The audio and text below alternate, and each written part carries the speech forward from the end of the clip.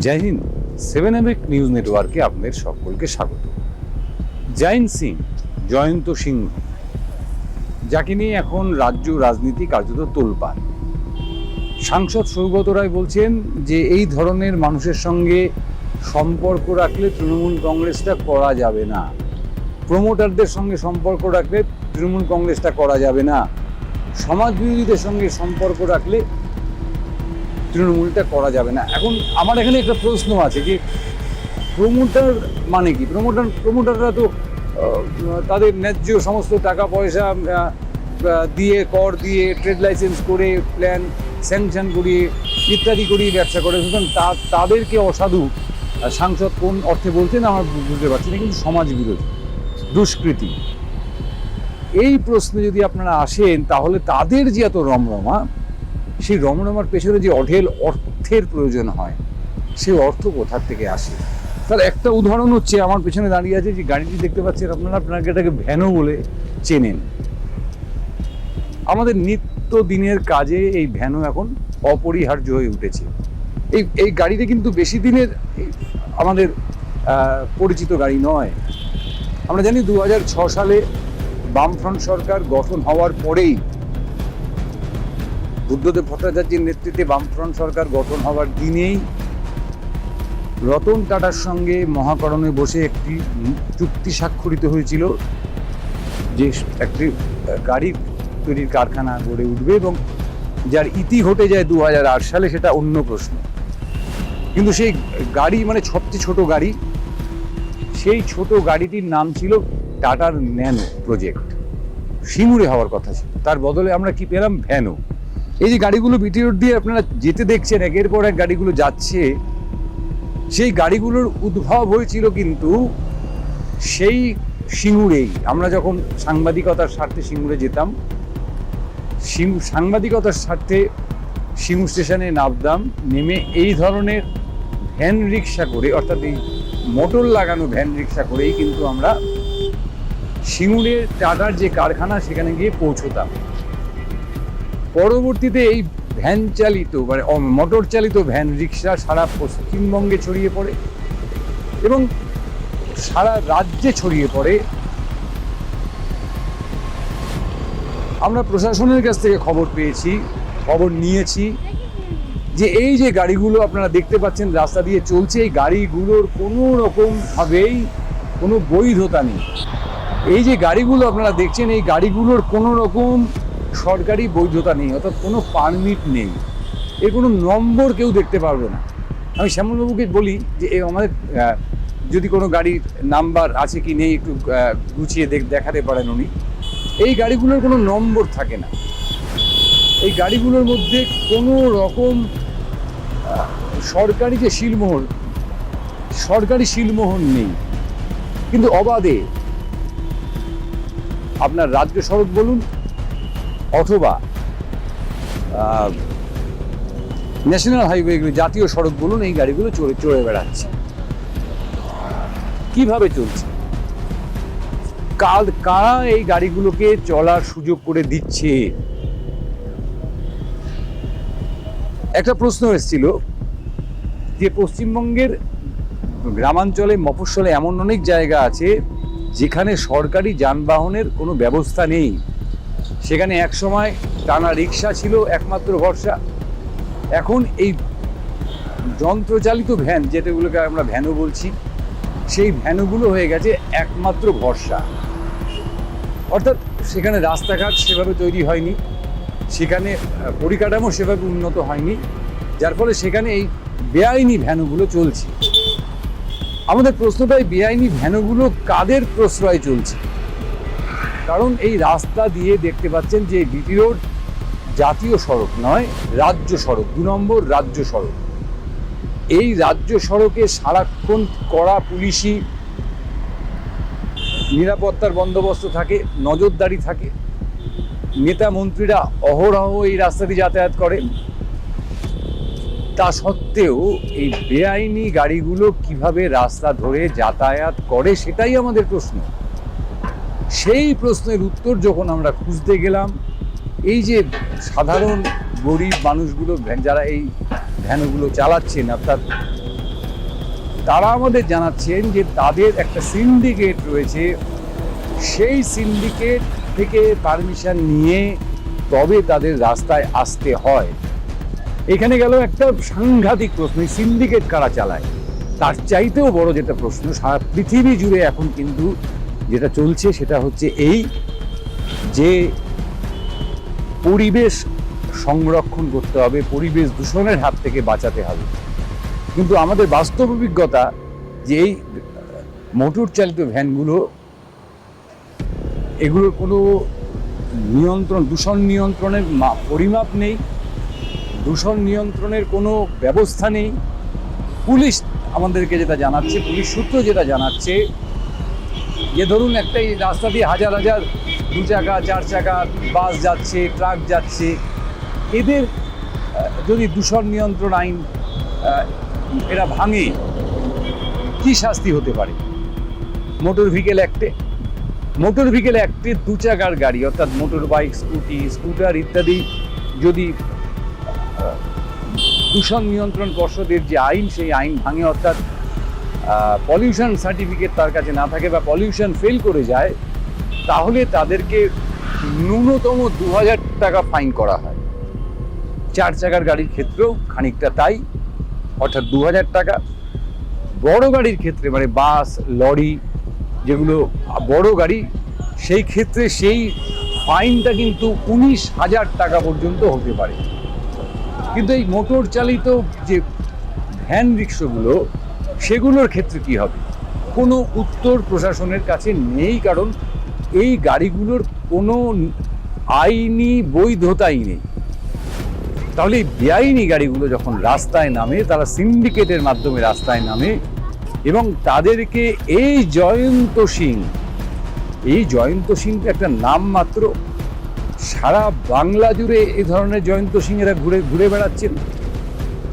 কেউ ধরা পড়ে যাচ্ছেন, কেউ ধরা পড়ছেন না, এবং ধরা না পড়ার সংখ্যাটাই বেশি। এই জয়ন্ত সিংয়েরা কিন্তু এই সমস্ত গরিব মানুষগুলোর থেকে, অর্থাৎ যারা পেটের দায়ে এই ধরনের মোটর চালিত ভ্যানগুলো চালাচ্ছেন, তাদের থেকে প্রতি মাসে মোটা টাকা আদায় করেন, এবং তাদেরকে টাকা না দিলে রাস্তায় কিন্তু এই যে গাড়িগুলো আপনারা দেখতে পাচ্ছেন একের পর এক যাচ্ছে বিটি রোড ধরে, অর্থাৎ আমাদের রাজ্য সড়ক ধরে, সেই গাড়িগুলো চলবার কোনো সুযোগই থাকবে না। আমরা কয়েক মিনিটের একটা প্রতিবেদন করছি, হয়তো 10 মিনিট বা 12 মিনিট। এই প্রতিবেদনের মধ্যে আপনারা কত গাড়ি দেখতে পেলেন? এবং একটা নির্দিষ্ট জায়গায় বিটি রোডে দাঁড়িয়ে আমরা এই প্রতিবেদনটা করছি। এর বাইরে সারা রাজ্য জুড়ে লক্ষ লক্ষ এই ধরনের ভ্যান রয়েছে, যেগুলো মোটর চালিত ভ্যান, যার কোনো আইনি বৈধতা নেই।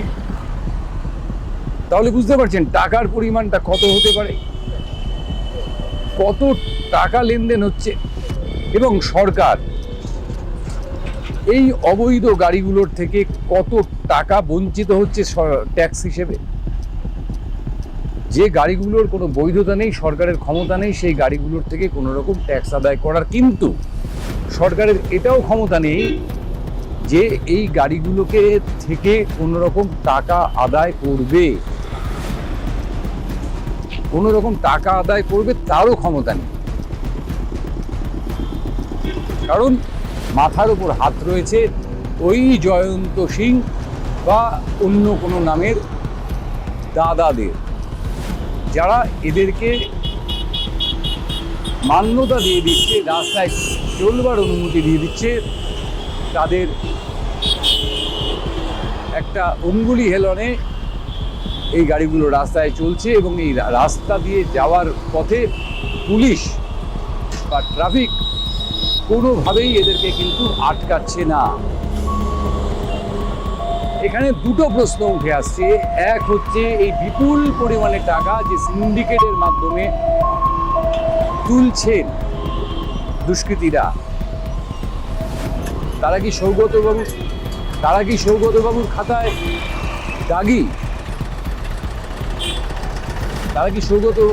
দাগি? তাদের সঙ্গে মিশলেও কি তৃণমূল কংগ্রেস করা যাবে না? নাকি তৃণমূল কংগ্রেস না করলে পরে এই যে ব্যবস্থাটা চালু রাখা হয়েছে, অর্থাৎ তাদেরকে টাকা দাও এবং তাদের অনুমতি নাও, অনুমতি নিয়ে রাস্তায় যথেচ্ছ এই গাড়ি চালাও, সেটাই সত্যি। আপনারা দেখলেন কিভাবে ধোঁয়া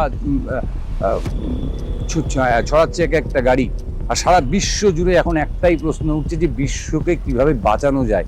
যে কারণে আমরা দেখেছি যে নীল সাদা অটো ছিল এক সময় আমাদের রাজ্যে, সেই নীল সাদা অটো পেট্রোলে চলতো। সেই নীল সাদা অটোকে একটা বৈপ্লবিক সিদ্ধান্তের মাধ্যমে সিএনজিতে পরিবর্তিত করা হয়েছে। এখন অটোগুলো সিএনজিতে চলে, গ্যাসে চলে। সেখানে দূষণের পরিমাণ কমে গেছে, দূষণ নেই বললেই হয়। আজকে আমাদের যে বেসরকারি বাস, সেই বাস বাতিল করার সিদ্ধান্ত কার্যকর করার পথে চলেছে রাজ্য সরকার, যার বিরুদ্ধে বাস মালিকরা বিভিন্ন রকম আন্দোলনে নামছেন। আজকে 15 বছর হয়ে গেলে যে কোনো গাড়ি সেগুলোকে বাতিল বলে ঘোষণা করা হচ্ছে। অর্থাৎ যে গাড়িগুলো সরকারকে ট্যাক্স দিচ্ছে, যে গাড়িগুলো রাস্তায় নামলে সরকারকে ট্যাক্স দিতে হচ্ছে, পলিউশন সার্টিফিকেট করাতে হচ্ছে, ইন্স্যুরেন্স করাতে হচ্ছে, সমস্ত কিছু করাতে হচ্ছে, সেই গাড়িগুলোকে কিন্তু সরকার আটকাচ্ছে। কিন্তু যে গাড়িগুলোর কোনো বৈধতা নেই, যেগুলো আমাদের চোখের সামনে কালো ধোঁয়া উড়িয়ে দাপটের সঙ্গে রাস্তাঘাটে চলছে, সেই গাড়িগুলোর বিরুদ্ধে কিন্তু ব্যবস্থা নেওয়ার কোনো জায়গা নেই সরকারি স্তরে। সরকারি স্তরে মানে পুলিশ বা প্রশাসন।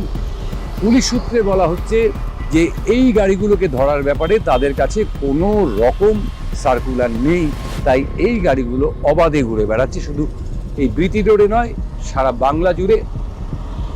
কবে থামবে? আমরা বলে দিচ্ছি যে প্রমোটারের সঙ্গে মেশা যাবে না, দুষ্কৃতীদের সঙ্গে মেশা যাবে না, তাহলে এই তোলাবাজদের সঙ্গে মেশা যাবে যারা এই তোলা নিয়ে চালাচ্ছে। আজকের এপিসোড আমরা এখানে শেষ করছি। আমরা দেখাবো যে বিটি রোড দিয়ে যেই হাজার হাজার অটো চলছে, আপনাদের পাড়াতে যে শয়ে শয়ে টোটো চলছে, এর কটা অটোর অরিজিনাল পারমিট রয়েছে, কটা টোটো সরকারিভাবে চলছে, সরকারের খাতায় কটা গাড়ির নথিভুক্তি রয়েছে। আপনারা চমকে উঠবেন সংখ্যা দেখলে। যদি সরকারি খাতায় সংখ্যা থাকে 10, তাহলে সে রাস্তায় দেখবেন 1000। এই মধ্যবর্তী যে সংখ্যা, সেই সংখ্যাটা কিন্তু বিপুল, এবং তারা নিয়মিত এই দাদাদের তোলা দিয়ে রাস্তায় গাড়ি চালাচ্ছে। সুতরাং জয়ন্ত সিং মানে প্রমোটার, জয়ন্ত সিং মানে দুষ্কৃতী, সবটাই ঠিক আছে। পাশাপাশি পরিবহন ব্যবস্থার মধ্যেও যে দুষ্কৃতিরাজ সাংঘাতিকভাবে প্রভাব ফেলেছে, সেটা কিন্তু এই দৃশ্য দেখে আপনাদের বুঝতে কোনো অসুবিধা হওয়ার কথা নয়। আপনারা নিজেরাও এর ভুক্তভোগী। এই গাড়িগুলো যেমন দূষণ ছড়াচ্ছে, পাশাপাশি এই গাড়িগুলো যদি দুর্ঘটনা ঘটে, কোনো ঘটতেই পারে, রাস্তায় গাড়ি নামলে দুর্ঘটনা ঘটতেই পারে, সেই দুর্ঘটনার দায় কে নেবে? কারণ এই গাড়ির কোনো রেজিস্ট্রেশন নেই, কোনো পলিউশন সার্টিফিকেট নেই, আপনার কোনো বিমা করা নেই, first party, second party, third party কোনো বিমা করা নেই। এই গাড়ি যদি আপনাকে ধাক্কা মারে, আমাকে ধাক্কা মারে, তাহলে আমার যে মৃত্যু যদি হয়, তাহলে আমাদের আর কিচ্ছু করার থাকবে না, কারণ এই গাড়ির কোনো বৈধ কাগজপত্রই নেই। এই অবৈধ গাড়িগুলো কিভাবে চলছে আমাদের প্রশ্ন থাকলো। এই গাড়িগুলোর পেছনে কারা রয়েছে আমাদের প্রশ্ন থাকলো। প্রশাসন নিশ্চয়ই একটু সক্রিয় হলেই জানতে পারবেন, এবং তারা অবশ্যই সাংসদকে জানাবেন, বিধায়ককে জানাবেন, এবং তখন তারা বিবৃতি দিয়ে আমাদেরকে জানাবেন যে এই গাড়িগুলো তাদের প্রশ্রয়েই চলছে কিনা। আমাদের কিন্তু এই প্রশ্নটা রইল যে কাদের প্রশ্রয়ে এই গাড়িগুলো চলছে, আর যাদের প্রশ্রয়ে এই গাড়িগুলো চলছে তাদের সঙ্গেও মিশতে পড়ে তৃণমূল কংগ্রেস করা যাবে কিনা। বিটি রোড থেকে ক্যামেরায় শ্যামল পালের সঙ্গে চন্দন সেনগুপ্ত, 7 নিউজ। জয় হিন্দ।